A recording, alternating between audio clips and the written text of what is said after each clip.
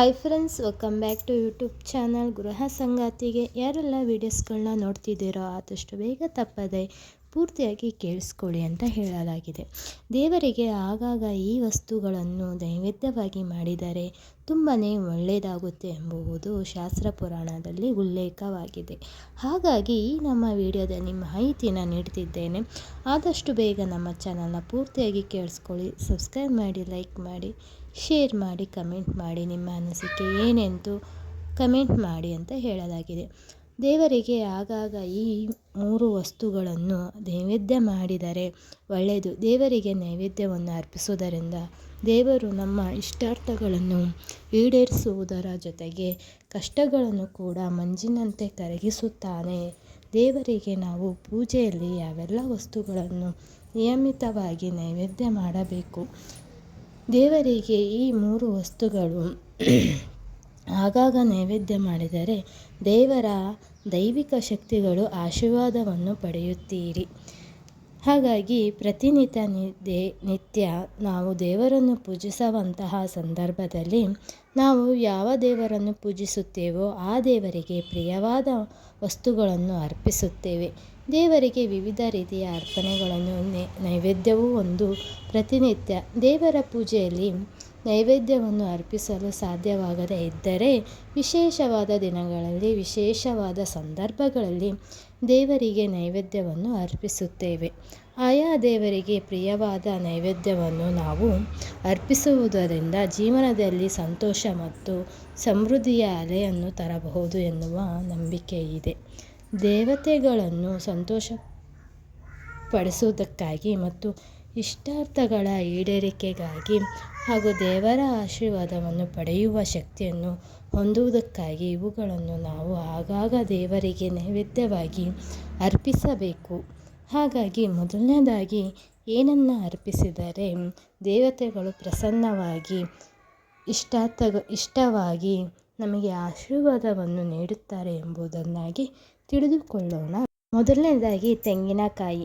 ತೆಂಗಿನಕಾಯಿಯನ್ನು ಶ್ರೀಫಲ ಎಂದು ಕರೆಯಲಾಗುತ್ತದೆ. ದೇವತೆಗಳಿಗೆ ಅರ್ಪಿಸಿದಾಗ ಸಂಪತ್ತು ಮತ್ತು ಕುಟುಂಬ ಆನಂದವನ್ನು ತರುತ್ತದೆ ಎಂದು ನಂಬಲಾಗಿದೆ. ಹಾಗಾಗಿ ವಾರದ ಬುಧವಾರದ ದಿನದಂದು ಮತ್ತು ಶುಕ್ರವಾರದ ದಿನದಂದು ಗಣೇಶನಿಗೆ ಮತ್ತು ಲಕ್ಷ್ಮೀದೇವಿಗೆ ಎಳನೀರನ್ನು ಅರ್ಪಿಸಬೇಕು. ಪೂಜೆ ಪೂರ್ಣಗೊಂಡ ನಂತರ ಅರ್ಪಿಸಿದ ಎಳನೀರು ಪ್ರಸಾದವಾಗಿ ಎಲ್ಲರಿಗೂ ವಿತರಿಸಬೇಕು. ಈ ರೀತಿ ಮಾಡುವುದರಿಂದ ಅದು ನಿಮ್ಮ ಜೀವನದಲ್ಲಿ ಸಂತೋಷ, ಸಮೃದ್ಧಿ ಮತ್ತು ಐಶ್ವರ್ಯವನ್ನು ತರುತ್ತೆ ಎನ್ನುವ ನಂಬಿಕೆ ಇದೆ. ಹೀಗೆ ಮಾಡುವುದರಿಂದ ಮಾನಸಿಕ ಸ್ಪಷ್ಟನೆ ಮತ್ತು ಅಡೆತಡೆಗಳಿಲ್ಲದೆ ಮಾರ್ಗಗಳನ್ನು ಆಹ್ವಾನಿಸಬಹುದು. ತೆಂಗಿನಕಾಯಿಯಲ್ಲಿರುವ ನೀರಿನ ಅಂಶವು ಆಲೋಚನೆಗಳನ್ನು ಶುದ್ಧೀಕರಿಸುತ್ತದೆ ಮತ್ತು ಜಾತಕದಲ್ಲಿ ಚಂದ್ರನ ಸ್ಥಾನವನ್ನು ಬಲಪಡಿಸುತ್ತೆ ಎಂಬುವ ಶಾಸ್ತ್ರ ಪುರಾಣದಲ್ಲಿ ಹೇಳಲಾಗಿದೆ. ಬೆಲ್ಲ ಸಿಹಿಯಾದ ಗುಣವನ್ನು ಹೊಂದಿರುವ ಒಂದು ವಸ್ತು. ಶನಿವಾರದ ದಿನದಂದು ನೀವು ಬೆಲ್ಲವನ್ನು ಶನಿದೇವನಿಗೆ ಮತ್ತು ಆಂಜನೇಯ ಸ್ವಾಮಿಗೆ ಅರ್ಪಿಸಬೇಕು. ಶನಿದೇವನ ಮತ್ತು ಆಂಜನೇಯ ಸ್ವಾಮಿಯ ಪೂಜೆಯಲ್ಲಿ ಬೆಲ್ಲವನ್ನು ಪವಿತ್ರವೆಂದು ಪರಿಗಣಿಸಲಾಗುವುದು. ಬೆಲ್ಲವನ್ನು ಅರ್ಪಿಸುವುದರಿಂದ ಹಿಂದಿನ ಜನ್ಮದ ಪಾಪಗಳು ಪರಿಹಾರವಾಗುವುದು, ಕೆಟ್ಟ ಕರ್ಮಗಳು ದೂರವಾಗುವುದು, ಅನಿರೀಕ್ಷಿತ ಫಲಗಳು ಜೀವನವನ್ನು ಮಧುರಗೊಳಿಸುವುದು. ಬೆಲ್ಲವನ್ನು ಶನಿ ಮತ್ತು ಆಂಜನೇಯನಿಗೆ ಅರ್ಪಿಸುವುದರಿಂದ ರಾಹುವಿನ ಅವ್ಯವಸ್ಥೆಯನ್ನು ಕಡಿಮೆ ಮಾಡುತ್ತದೆ. ವಿಶೇಷವಾಗಿ ಸಾಡೆ-ಸಾತಿ ಪ್ರಭಾವಕ್ಕೆ ಒಳಗಾಗಿರುವವರು, ಸಾಡೆ-ಸಾತಿ ಪ್ರಭಾವಕ್ಕೆ ತುತ್ತಾಗಿರುವವರು, ಸಾಡೆ-ಸಾತಿ ಇರುವವರ ವ್ಯಕ್ತಿಯು ಶನಿವಾರ ದಿನದಂದು ಈ 2 ದೇವರಿಗೆ ಬೆಲ್ಲವನ್ನು ಅರ್ಪಿಸಬೇಕು. ತದನಂತರ ಕಪ್ಪು ಎಳ್ಳು ಅಥವಾ ಕರಿ ಎಳ್ಳು ಕೆಟ್ಟ ಅಥವಾ ನಕಾರಾತ್ಮಕ ಶಕ್ತಿಗಳನ್ನು ನಾಶ ಮಾಡುವಲ್ಲಿ ತುಂಬಾ ಪ್ರಯೋಜನಕಾರಿಯಾಗಿದೆ.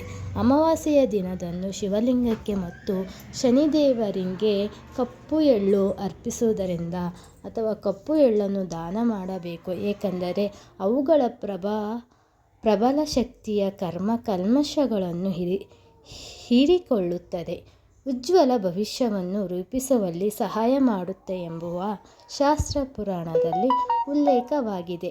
ನಾವು ಈ 3 ವಸ್ತುಗಳನ್ನು ನಿಯಮಿತವಾಗಿ ದೇವರಿಗೆ ನೈವೇದ್ಯ ಮಾಡುವುದರಿಂದ ಪೂಜೆಯ ಫಲವನ್ನು ಪೂರ್ಣ ಪ್ರಮಾಣದಲ್ಲಿ ಪಡೆದುಕೊಳ್ಳುವುದು ಮಾತ್ರವಲ್ಲದೆ ಭವಿಷ್ಯದಲ್ಲಿ ಎದುರಾಗುವಂತಹ ಸಮಸ್ಯೆಗಳಿಂದಲೂ ಪರಿಹಾರವನ್ನು ಕಂಡುಕೊಳ್ಳಬಹುದು.